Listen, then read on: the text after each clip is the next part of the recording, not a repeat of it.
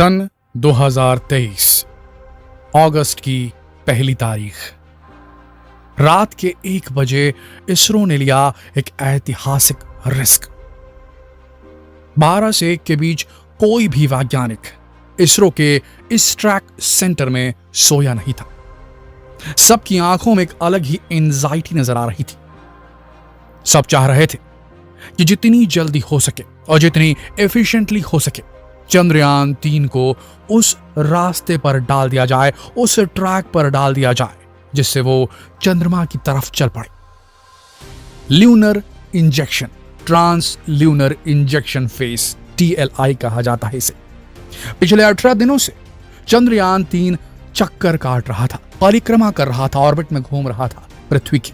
अब इन 18 दिनों में उसने उस गति को अटेन कर लिया था जिसे बिना फ्यूल जलाए इसरो के वैज्ञानिकों ने प्लान किया था कि धरती की ग्रेविटी का इस्तेमाल करके वो उस वेलोसिटी को प्राप्त कर लेगा जिसे एस्केप वेलोसिटी कहा जाता है। धरती की एस्केप वेलोसिटी। एस्केप वेलोसिटी वो होती है दोस्तों जो किसी भी सेलेस्टियल बॉडी या अंतरिक्षीय पिंड की ग्रेविटी को मात देने के लिए काफी हो। यानी कि धरती ग्रेविटी को छोड़कर जाने के लिए जितनी ताकत लगेगी, जितनी गति लगेगी, उसे एस्केप वेलोसिटी कहा जाता है। आपको बता दें दोस्तों, अर्थ की एस्केप वेलोसिटी 11.2 किलोमीटर प्रति सेकंड है। ध्यान से सुनिएगा, प्रति सेकंड 11 किलोमीटर प्रति सेकंड। अगर इसे पर आवर में हम बताएं आपको तो लगभग 40,270 किलोमीटर प्रति घंटा। अब आपको बता दें इसरो ने कितना बड़ा रिस्क लिया है आज रात 1 बजे। ध्यान से सुनिएगा, धरती इतनी तेज गति से घूम रही है, ये इसकी एस्केप वेलोसिटी है। और अगर चंद्रयान 3 इस वेलोसिटी को बीट कर पाने में फेल हो जाता, देखिए अभी चंद्रयान 3 जो था आज रात के 1 बजे से पहले वो अपने 5th ऑर्बिट और आखिरी ऑर्बिट में चक्कर लगा रहा था। इसके बाद उसे चंद्रमा की राह पर, चंद्रमा के हाईवे पर, लूनर हाईवे पर भेजा जाना था। ये जो लास्ट ऑर्बिट था उसका 5th ऑर्बिट, उसकी पेरिजी यानी कि अर्थ के पास वाला पॉइंट और उसकी एपोजी एकदम अंडाकार शेप में थी। ये जो ऑर्बिट था इसका दूरस्थ पॉइंट एपोजी 1,27,000 समथिंग किलोमीटर दूर था और इसकी पेरिजी धरती के 236 किलोमीटर सतह से थी। तो अब ये जब 236 किलोमीटर पास आता, यानी कि 236 किलोमीटर की दूरी पर रहता धरती से 5th ऑर्बिट में, तब इसे एक बूस्ट देना था। वो बटन दबाना था इसरो को एकदम सटीक प्रिसाइज टाइमिंग में और एकदम सही ड्यूरेशन में। और साथ ही जो थ्रस्टर्स हैं, जो उसके अंदर जो इंजन्स लगे, उन्हें भी एकदम सही मात्रा में फ्यूल को बर्न करना था। ये तीनों चीजें ध्यान से सुनिएगा। पहला, सटीक टाइमिंग पे ये बटन दबना था। दूसरा, सटीक ड्यूरेशन के लिए, अंतराल के लिए, ड्यूरेशन के लिए इसे दबा कर रखना था। तीसरा, सबसे इंपॉर्टेंट चीज, जो थ्रस्टर्स थे उन्हें एकदम एक्यूरेट अमाउंट में फ्यूल को बर्न करना था, तभी वो गति प्राप्त कर लेता जो एग्जैक्टली 11.2 किलोमीटर प्रति सेकेंड, जो कि अर्थ की एस्केप वेलोसिटी उससे थोड़ी सी ज्यादा प्राप्त कर लेता। वीडियो में आगे बढ़े उससे पहले हम एक बड़ी घोषणा करना चाहते हैं। क्या आप अपनी स्किल को वीडियो बनाकर दुनिया के सामने प्रस्तुत करना चाहते हैं? अगर हाँ, तो नॉलेज टीवी हिंदी यूट्यूब के इतिहास में पहली बार लेकर आए एक ऐसा हिंदी यूट्यूब कोर्स जो आपको सिखाएगा मोबाइल से प्रोफेशनल यूट्यूब वीडियो बनाना। कि हम आपको देंगे प्राइवेट ग्रुप का वो सपोर्ट जो आपको आपके यूट्यूब अकाउंट बनाने से लेकर के पहला यूट्यूब चेक प्राप्त करने तक आपके साथ रहेगा। तो अभी क्लिक कीजिए डिस्क्रिप्शन में दिए लिंक को और बन जाइए यूट्यूब जर्नी में हमारे हम सफर। और फिर वो उस राह पर निकल जाता जहां उसे कहा जाता है कि वो ल्यूनर ट्रांसफर ट्रेजेक्टरी में चला जाता।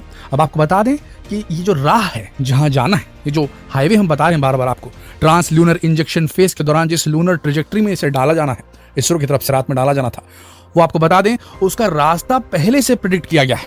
अब ये क्यों बोल रहे हैं, ध्यान से सुनिएगा। सोचिए कितना ज्यादा कैलकुलेशन करना हुआ होगा इसरो के वैज्ञानिकों को और कितनी स्ट्रांग है हमारी रॉकेटरी। आपको बता दें जिस रास्ते पर अभी भेजा जा रहा है, जिस लूनर ट्रांसफर ट्रेजेक्टरी में भेजा जा रहा है अभी चंद्रयान 3 को, अभी उसकी मंजिल यानी कि उसका आखिरी पॉइंट जो है जहां पर, वहां पर चंद्रमा मौजूद है ही नहीं। जी हाँ, ये उस टाइप की कहानी है कि आप दौड़ रहे हैं फुल स्पीड से और ट्रेन आ रही है या बस आ रही है और आप उसे पकड़ने के लिए दौड़ रहे हैं। आपको जज करना है कि वो कहां पर एकदम सीध में आपकी मिलेगी, यानी कि उस जगह पे अभी है नहीं, वो पीछे है ट्रेन, वो आ रही है और आपको एग्जैक्ट कैलकुलेट करना है कि इस टाइम पे इस जगह पे इस ट्रेन का दरवाजा रहेगा, मुझे अंदर घुसना है। तो मूविंग ट्रेन के अंदर घुसने वाली बात है, क्योंकि इस वक्त चंद्रमा उस जगह पे है नहीं लूनर ट्रांसफर ट्रेजेक्टरी में जहां पर ये बढ़ रहा है आगे चंद्रयान 3। ये क्यों हो रहा है? देखिए जो चंद्रमा है वो धरती के चक्कर काट रहा है, वो एक जगह रुका नहीं है, वो मूव कर रहा है। तो चंद्रयान 3 के जो वैज्ञानिक हैं, इसरो के वैज्ञानिक, उन्हें एंटीसिपेट करना है कि यहां पर होगा चंद्रमा इस वक्त इस समय तक, और उसके हिसाब से इन्हें वहां अपना जो ट्रेजेक्टरी उसे मापना होगा। मेरे ख्याल से आप समझ गए होंगे हम क्या कहना चाह रहे हैं। अब इसरो के वैज्ञानिकों को एकदम सटीक टाइम पे 236 किलोमीटर पर जब दूरी पे आखिरी ऑर्बिट में रहता चंद्रयान 3, तब उसको एकदम सटीक टाइम पे उतना ही देर के लिए दबाना था कि वो उसी राह पर चले जहां पर आने वाले समय में, यानी कि 23 तारीख के अराउंड, जो 17 तारीख के अराउंड जो है, वहां पर चंद्रमा पहुंचेगा जब ये एंटर करेगा वहां के लूनर ऑर्बिट में। तो अब थोड़ा समझिएगा इस बात को। ठीक रात के 1 बजे इसरो वालों ने बटन दबाया, और आपको बता दें अभी चंद्रयान की जो गति थी वो 1 किलोमीटर प्रति सेकंड से 10 किलोमीटर प्रति सेकंड के बीच थी। जब ये धरती से दूर रहता तो इसकी स्पीड कम, और जब पास रहता तो इसकी स्पीड बढ़ जाती, क्योंकि जैसे जैसे धरती के पास आता है अपने ऑर्बिट करते हुए, तो धरती की ग्रेविटी और ज्यादा स्ट्रांग होती जाती है, तो इसे और स्पीड मिलती है। समझ रहे हैं? तो अब ये आया 236 के पास, तो समझ लीजिए इसकी स्पीड कम से कम 10 किलोमीटर से थोड़ी सी ऊपर रही होगी। एकदम प्रिसाइसली इन्हें आधा किलोमीटर की स्पीड बढ़ानी थी 11.2 से एस्केप वेलोसिटी क्रॉस करने के लिए, और इन्होंने एकदम सटीक टाइम पे सटीक बटन दबाया। तीनों चीज एक साथ हुई, और उसके बाद चंद्रयान 3 दोस्तों सफलतापूर्वक छोड़कर चला गया हमारी दुनिया, हमारी पृथ्वी। जी हाँ दोस्तों, बड़ी सफलता मिली है इसरो के वैज्ञानिकों को। ट्रांस लूनर इंजेक्शन फेस में चंद्रयान 3 उस सफर पर निकल चुका है, उस ट्रेजेक्टरी में निकल चुका है जहां आने वाले कुछ 10-15 दिन में चंद्रमा पहुंचेगा, और प्लान ये है कि इसकी ट्रेजेक्टरी उसके पाथ को कोलाइड करेगी, और प्लान ये है कि चंद्रयान 3 को जो लूनर ग्रेविटी है, मून की ग्रेविटी में फंसा दिया जाए। एक बार वो लूनर ग्रेविटी में फंसा, उसके बाद वहां पर फिर से उसको चक्कर कटवाए जाएंगे और उसको डी बूस्ट किया जाएगा। धीरे धीरे चक्कर काटते काटते उसका जो सर्कल है कम होता जाएगा, कम होता जाएगा, कम होता जाएगा, और आखिरी में उसे उतारा जाएगा। तो एक बहुत बड़ी सफलता है, बहुत बड़ा रिस्क लिया था इसरो के साइंटिस्ट ने, और ये सफलता इतनी बड़ी है दोस्तों। देखिए, हमारे पास अब इतनी एडवांस टेक्नोलॉजी है नहीं कि हम सीधे सीधे यहाँ से एक ग्रह से दूसरे ग्रह चले जाए। चलिए चंद्रमा तक जा भी सकते हैं, लेकिन अगर अमेरिका को भी अपनी सबसे एडवांस टेक्नोलॉजी यूज करनी है और मार्स पर उतरना है, तो उसे भी ऑर्बिट करने वाला मेथड यूज करना पड़ता है, स्लिंग शॉट मेथड, और इसका परफेक्शन आना इस चीज में बेहद जरूरी। और भारत ये एक बार कर चुका है चंद्रयान 2 के दौरान। जो प्रॉब्लम आई थी वो लैंडिंग के दौरान आई थी, लेकिन ये ऑर्बिट मैनूवर्स एकदम परफेक्टली किए थे चंद्रयान 2 के दौरान जो भारत है उसने। तो इस बार भी वो होगा, और जितने बार करेगा भारत ऐसा, उतने बार इसे परफेक्शन मिलेगी, और इससे सुदूर अंतरिक्ष के दूसरे ग्रहों तक अपने यानों को भेजना इसरो के लिए एकदम आसान हो जाएगा। तो बहुत बड़ी यहां पर उपलब्धि है। हम सब चाहते हैं कि आप सब शुभकामनाएं दें इसरो को, और हम सब प्रे करें, प्रार्थना करें, दुआ मांगे कि इसरो इस बार कामयाब हो जाए और हम सारे भारतवासियों का सपना साकार कर दे, एक सॉफ्ट लैंडिंग चंद्रमा पर करके।